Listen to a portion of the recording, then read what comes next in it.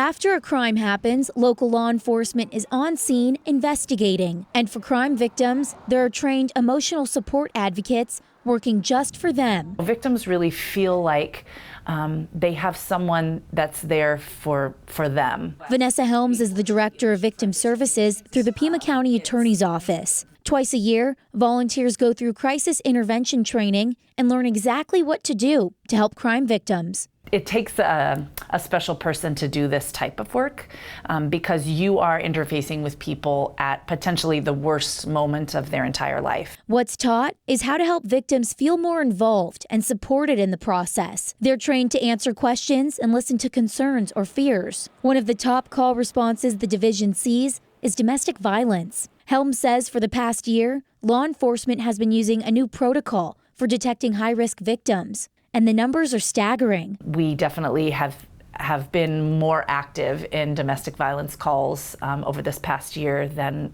probably ever before because more victims are being identified at high risk of being injured or killed. The crisis intervention training is open to anybody of all backgrounds and education. Volunteers are available 24/7, each one working about 20 hours a month. If you are willing and able to sit with someone and listen to them with an open heart, with compassion and with empathy, overall, those are the people that we really need as part of our volunteer program. Some of these volunteers are teachers, counselors, law enforcement. They have a helping background, but that's really not required, and they want to emphasize that. It's really, if you have that empathy that you can have in these situations, that's what's really important. And the 2 training sessions are happening next month.